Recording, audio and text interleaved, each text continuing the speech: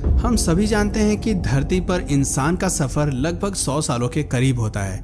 ज्यादा से ज्यादा वो 150 सालों तक जी सकता है। अपनी उम्र के आखिरी पड़ाव पर ह्यूमन ऑर्गन फेलियर से गुजरता है।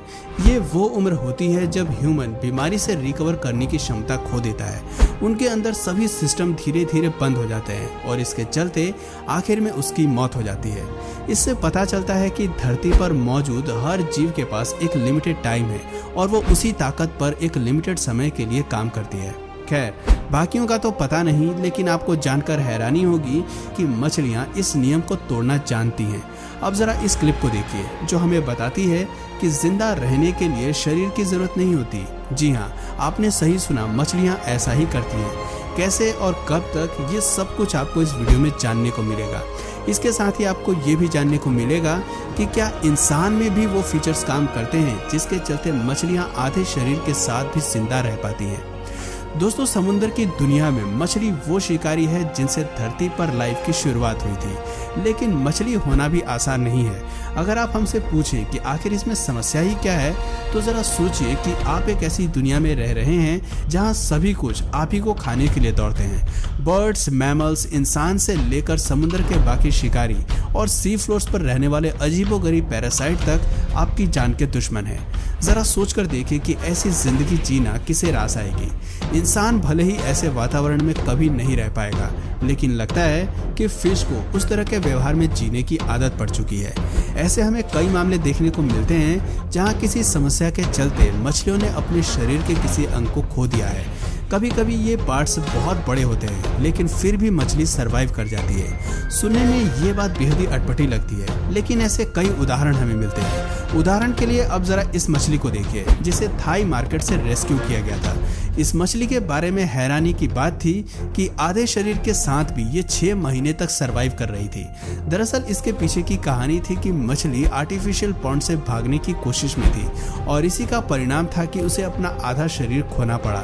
लेकिन सबसे दिलचस्प बात थी कि फिर भी ये मछली जिंदा थी। जिस आदमी को ये मछली मिली थी उसने कई जगहों पर इसे घुमाया, लेकिन कोई नहीं जानता था कि आखिर ऐसा कैसे हो रहा था। खैर, आखिर में ये मछली मर गई, लेकिन इसके मरने का कारण आधा शरीर नहीं था। ऐसे में सवाल आता है कि आधे शरीर के साथ कोई जीव कितने समय तक जिंदा रह सकता है। आखिर मछलियों की कितनी प्रजातियों में ये काबिलियत पाई जाती है और इस काबिलियत के पीछे का असल कारण क्या है?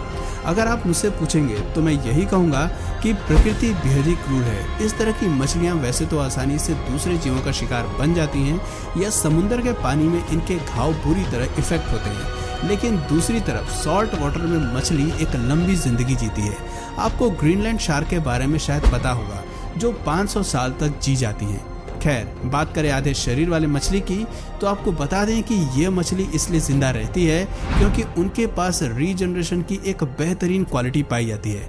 कुछ लोग मछलियों को रीजनरेशन का चैंपियंस भी कहते हैं। उदाहरण के तौर पर जेलीफिश बेहद ही स्पीड के साथ रीजनरेट करती है। ये अपने शरीर के किसी भी हिस्से को रीअसेंबल कर सकती है। इस फिश का ये फीचर कमाल का होता है, लेकिन कुछ और प्रजातियों में भी यही फीचर पाया जाता है, जिसके चलते वो फिन्स से लेकर स्केल तक को दोबारा रीजनरेट कर लेते हैं।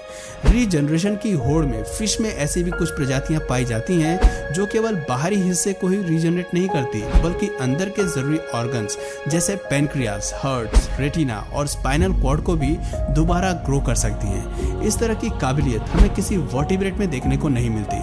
इससे पता चलता है कि भगवान ने मछलियों को कमाल की रीजनरेशन पावर दी है। प्रकृति ने इन्हें वक्त के साथ कमाल की स्किल से इवॉल्व किया है। मैमल्स में भी हमें इस तरह की क्वालिटी कम ही देखने को मिलती है, लेकिन ये नहीं भूलना चाहिए कि कुदरत ने जानवरों को हर फीचर सोच समझ कर ही दिया है और ऐसी रीजनरेशन स्किल विकसित होने के पीछे भी एक या कई कारण हो सकते हैं। हालांकि हमारे पास इसका सटीक कारण मौजूद नहीं है, लेकिन इसको लेकर कई थ्योरीज जरूर हमें सुनने को मिलती हैं। दरअसल ये थ्योरीज एवोल्यूशन से जुड़ी हुई हैं। विज्ञान की माने तो विकास के शुरुआती दौर में जीवों के मरने की दर काफी ऊंची थी। कई नई प्रजातियां केवल भोजन के लिए स्ट्रगल करती थी और इसी स्ट्रगल में मर जाती थी। भोजन पाने के लिए और खुद को दूसरे जानवरों के दिए हुए घाव से रिकवर होने के लिए हमारे पूर्वजों के पास कोई समाधान नहीं था। अगर वो जल्दी से कुछ नहीं करते तो धरती पर जीवन नहीं पनपता। ऐसे में खुद को बचाने के लिए उनके अंदर रीजनरेशन पावर का विकास हुआ। रीजनरेशन के चलते जानवर दोबारा रीग्रो कर सकते थे और ज्यादा से ज्यादा रिप्रोड्यूस कर सकते थे और इसी वजह से ये एबिलिटी आज की मछलियों में भी पाई जाती है। बात करें रे फिन्ड फिश की तो ये मछली अपने फिन्स में बोन्स तक को रीजनरेट कर सकती है। आपको बता दें कि इस मछली को फिश वर्ल्ड के डायनासोर के रूप में भी जाना जाता है क्योंकि एवोल्यूशन के दौर में ये काफी धीमी गति से विकसित हुई है। अगर आज हम रीजनरेशन के इतिहास को उठाकर देखते हैं तो पाते हैं कि मछलियों में पाए जाने वाले रीजनरेशन के जीन हमें इंसानों में भी देखने को मिलते हैं। जी हाँ दोस्तों, देखा जाए तो हमारे अंदर भी रीजनरेशन जीन मौजूद है, लेकिन समस्या यह है कि हमारा जेनेटिक मैकेनिज्म इन जीन्स को एक्टिवेट नहीं करता। अगर ये जीन्स हमारे शरीर में एक्टिवेट होते तो शायद उंगली कट जाने के बाद आप भी उन्हें दोबारा उगाने की क्षमता रखते, लेकिन अफसोस ऐसा नहीं होता। विज्ञान मानता है कि शायद हम ये एबिलिटी एवोल्यूशन की दौड़ में खो चुके हैं और हमारी ये काबिलियत अब बदल चुकी है। हम सभी जानते हैं कि मैमल्स के एवोल्यूशन की दौड़ काफ़ी लंबी रही है और ऐसे में कई ऐसे चेंजेस आए हैं जिसकी वजह से हमें कई फीचर्स विकसित हुए हैं तो कई पुराने फीचर्स गायब भी हुए हैं। रीजनरेशन भी उन्हीं फीचर्स में से एक है।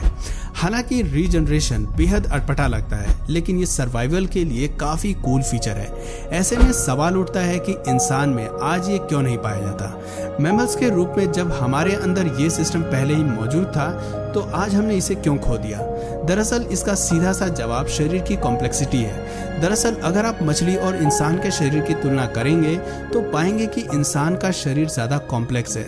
इसके विपरीत बात करें पक्षी और मेंढक के शरीर की तो पक्षी का शरीर ज्यादा कॉम्प्लेक्स है। विज्ञान हमें बताता है कि जीवन जितने कॉम्प्लेक्स फॉर्म में होता है उसमें रीजनरेशन पावर उतनी ही कम होती जाती है, क्योंकि किसी भी चीज को बनाने में समय और ऊर्जा काफी ज्यादा मात्रा में लगती है। आपने देखा होगा कि अगर हमें कभी चोट लग जाए तो हमारे घाव अपने आप ही भरने लगते हैं, क्योंकि हमारे अंदर भी किसी न किसी फॉर्म में रीजनरेशन होता है। लेकिन अगर इसकी वजह किसी की उंगली या हाथ कट जाए तो वो वापस नहीं आ सकता। खैर, जरूरी नहीं कि छोटे शरीर में रीजनरेशन पाया जाता है। उदाहरण के तौर पर अगर हम किसी तितली से मिले तो उनमें भी रीजनरेशन नहीं होता। कम अवधि के लिए जीने वाले जीवों में भी ये काबिलियत नहीं पाई जाती, क्योंकि तितली जैसे जीवों का जीवन केवल कुछ ही दिनों का होता है। उसमें किसी हाथ और पैर को रीजनरेशन करने का कोई फायदा नहीं है।